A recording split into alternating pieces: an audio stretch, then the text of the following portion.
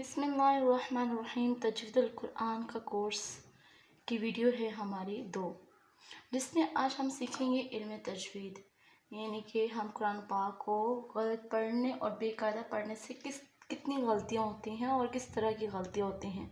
सबसे पहले मैं आपको बताऊंगी कि इल्म तजवीद क्या होती है। हरूफ तहज्जी आप अच्छी तरीके से जानते होंगे। हरूफ तहज्जी क्या होता है?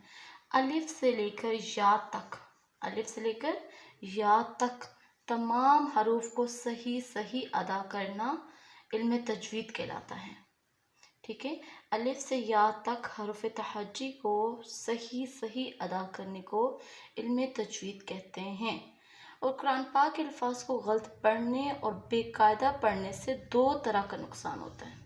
ठीक है, कौन से 2 तरह का नुकसान होता है? जिसको हम एक को लहन खफ़ी कहते हैं और दूसरे को लहन जली कहते हैं। तो मैं आपको बताऊंगी कि लहन खफ़ी कौन सी गलतियां हम करते हैं और लहन जली में हम कौन सी गलतियां करते हैं। तो पहली गलती होती है लहन खफ़ी।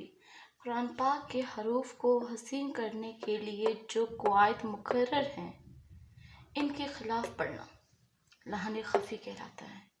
यानी कि कुरान पाक को पढ़ने का भी कोई अदब व एहतराम है, कोई कवायद मुकर्रर किए हैं अल्लाह ताला ने। और जो अल्लाह ताला ने कवायद मुकर्रर किए हैं, अगर हम उन कवायद को फॉलो नहीं करते, उसके मुताबिक नहीं पढ़ते, तो हम जो हैं सवाब के बजाय गुनाह कर रहे होते हैं। और जिस तरीके से उनको पढ़ने का हक है उस तरीके से हम उनको नहीं अदा कर रहे होते, तो उसके लब्बो लहजे में और उसके मानी में तब्दीली आ जाती है। जैसे कि लहन खफ़ी में कौन से गलतियाँ करते हैं, जैसे कि मोटे हरफ को बारीक पढ़ना, इख्फा और इजहार की गलती करना। अब इख्फा क्या होता है, इजहार क्या होता है, मोटे हरफ कौन से होते हैं, बारीक हरफ कौन से होते हैं, इस ही कोर्स में हम बहुत कुछ सीखने वाले हैं। तो इन चीज़ों को सीखने से पहले मैं आपको इसकी बेसिक चीज़ें सिखा रही हूँ कि हम कुरान पाक में किस तरह की गलतियाँ करते हैं, तजवीद क्या होती है, किस तरीके से होती है, इसके कवायद क्या होते हैं, ये सब कुछ हम जानेंगे इसी कोर्स में। ठीक है, तो दूसरी गलती हम कौन सी करते हैं? दूसरी गलती हमारी होती है लहन जली, जो बहुत सारे लोग करते हैं। लहन जली की बहुत गलतियां करते हैं। तो जानते हैं कि लहन खफ़ी क्या होती है, लहन जहली क्या होती है।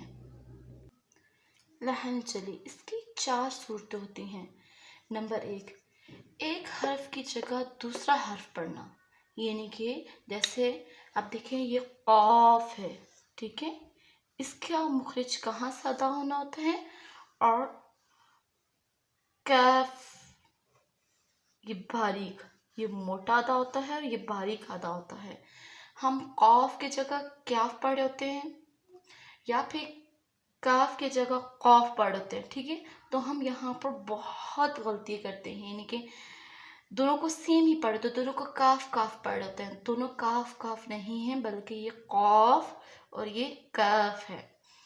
तो इसकी मैं आपको मिसाल दूंगी, जैसे कि है, आप ये देखिए, ये है कुल। अब देखिए ये कितनी बार आता है कुरान पाक में, बहुत दफ़ा। और एक होता है ये वाला कुल, ठीक है, एक ये वाला कुल होता है, एक ये होता है कुल। हम दोनों को पढ़ते हैं कुल। तो देखें, दोनों को कुल पढ़ने से दोनों का मतलब भी एक ही हो जाएगा, क्योंकि हम दोनों को एक जैसा जो अदा करें। तो देखिए, इसका मतलब होता है तमाम, इसका मतलब होता है कहो, ठीक है, और इसका मतलब होता है तमाम। अब देखिए दोनों का कितना इसमें फर्क आ रहा है। ठीक है, इसका मतलब होता है खाओ, इसका मतलब होता है खाओ। देखिए, कुल अऊज़ु बिरब्बिन नास, देखिए कहो यानी कि कहो इंसानों का रब अल्लाह है। अगर हम कुल की जगह कुल अदा कर रहे हैं तो क्या मतलब बन जाएगा, मुझे बताएं ज़रा। खाओ इंसानों का रब अल्लाह है, तो देखिए कितना फ़र्क आया तर्जुमे में। तो यही है तजवीद, यही हम सीखने जा रहे हैं। तो देखिए अगर हम दोनों को कुल पढ़ेंगे, इसी तरीके से मैं आपको बता दूं कि जैसे हम सीन की जगह स्वाद और या स्वाद की जगह सीन अदा कर रहे होते हैं, हमें नहीं पता होता कि स्वाद की आवाज़ क्या है और सीन की आवाज़ क्या है, इसका मुखरिज कहाँ से अदा होता है और ये मुखरिज कहाँ से अदा होना होता है। तो इसी की एक और मैं आपको एग्जांपल दूँ स्वाद और सीन की, जैसे कि है स्वाद से स्वाइफुन, और स्वाइफुन का क्या मतलब होता है, गर्मी, ठीक है। और इसी तरीके से सैफुन, सीन से सैफुन, और सैफुन का मतलब होता है तलवार,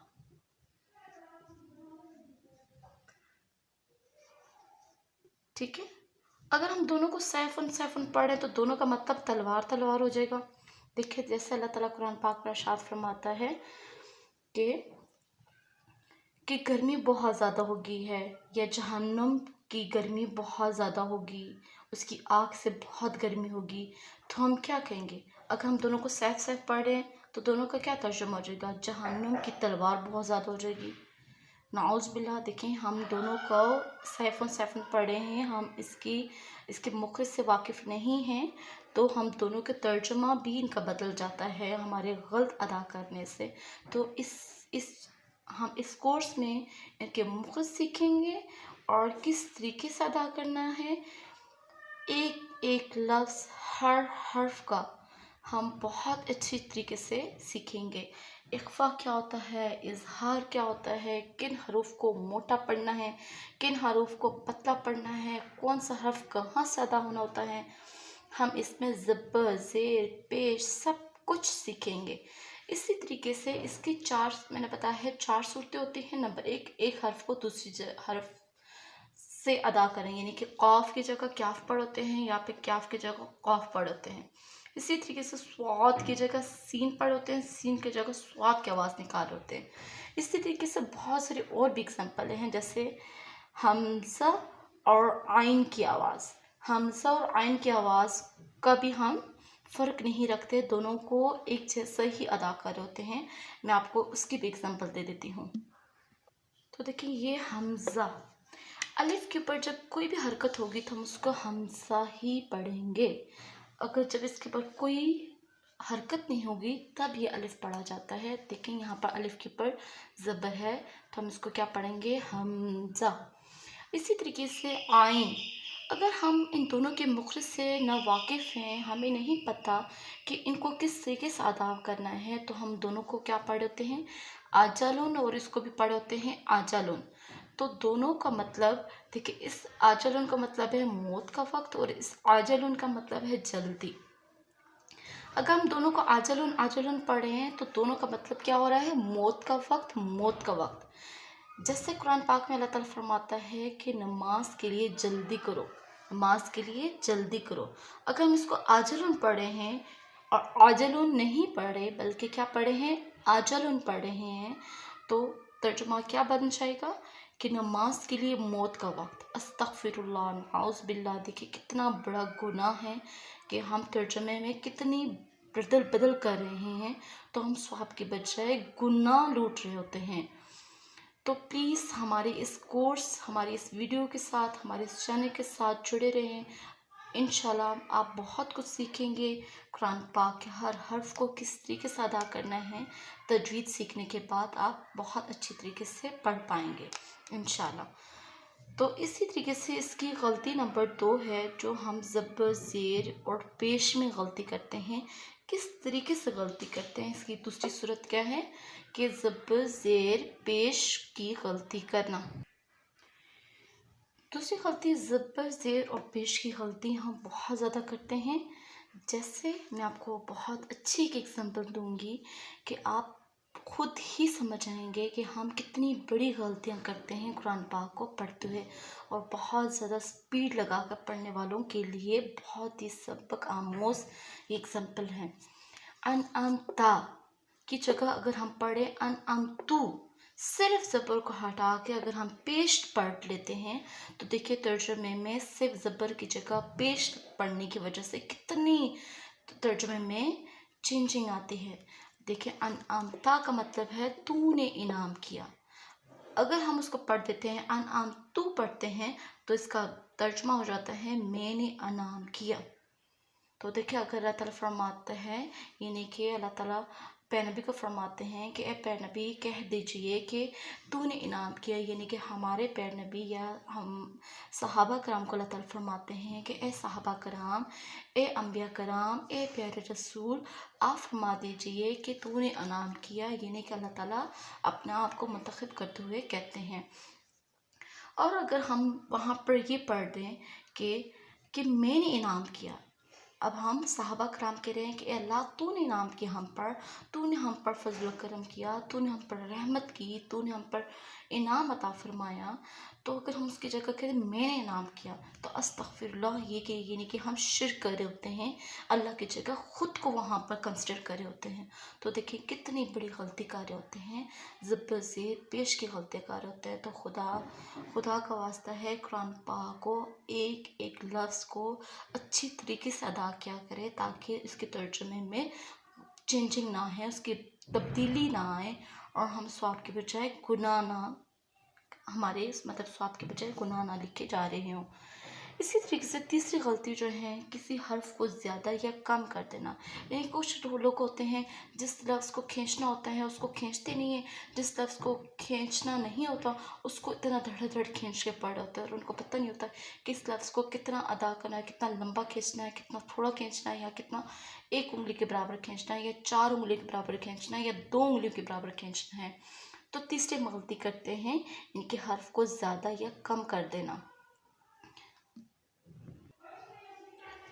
नंबर 3 है किसी हर्फ को ज़्यादा या कम कर देने से कितनी उसके तर्जुमे में तब्दीली आती है, शायद आप इस चीज़ से वाकिफ़ नहीं हैं। तो देखें जैसे कितनी अच्छी एग्जांपल मैंने आपको दी है, क़ाल क़ाल, इसको 1 उंगली के बराबर लंबा करना है। अगर हम इसको क़ा यानी कि इसको का यानी कि जल्दी अदा कर देते हैं, ला को हमने 1 उंगली के बराबर खींच के पढ़ना है जितनी देर हमारी ही उंगली खुलती है। अगर हम इसको इतना पढ़ देते हैं क़ौला ये अदा कर देते हैं तो देखें कितनी तब्दीली आती है। क़ाला रब्बना ज़लमना, ठीक है। देखें मैंने आपको बताया ना, क़ाला अगर हम इसको खींच के पढ़ते हैं तो इसका मतलब है इन दोनों ने कहा परवरदिगार हमने जुल्म किया। इन दोनों ने खींच के पढ़ने से यानी कि 1 उंगली के बराबर अदा करने से ला और का को तो तर्जुमा है इनका इन दोनों ने कहा। अगर हम इसको 1 उंगली के बराबर खींच के नहीं पढ़ते यानी कि जल्दी पढ़ देते हैं जैसे क़ौला, तो इसका तर्जुमा क्या हो जाएगा, इस एक ने कहा। अल्लाह ताला फरमाता है दोनों ने कहा परवरदिगार हमने जुल्म किया, और हम उसको क्या कह रहे हैं, इस एक ने कहा परवरदिगार हमने जुल्म किया। तो देखें हम अल्लाह के कहने को क्या कर रहे हैं, रद्द कर रहे हैं, और हम अपना सजेशन वहाँ पर दे रहे हैं, अपनी बात को वहाँ पर वक्फ कर रहे हैं, बता रहे हैं कि इस एक ने कहा परवरदिगार हमने जुल्म किया। तो शायद आप इन गलतियों से वाकिफ़ नहीं हैं। इन गलतियों से वाकिफ़ होने के लिए, अपनी गलतियों को दुरुस्त करने के लिए हमारे साथ जुड़े रहिए।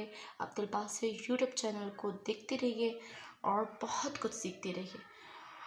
तो तीसरी गलती हम करते हैं किसी हर्फ को ज़्यादा या कम कर देना। इस तरीके से और भी बहुत सारे एग्जांपल्स हैं।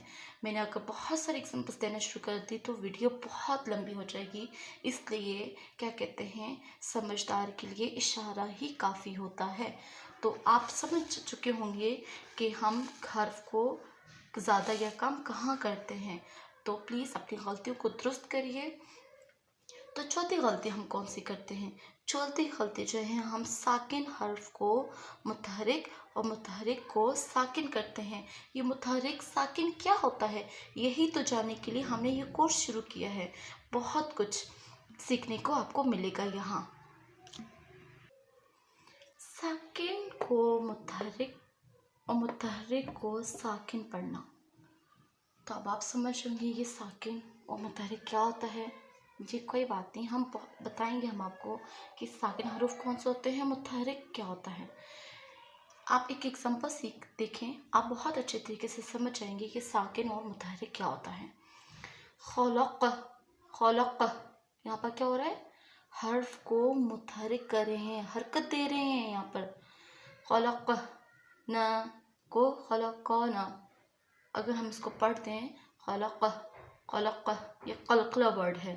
खलक न, इसका मतलब होता है हमने पैदा किया।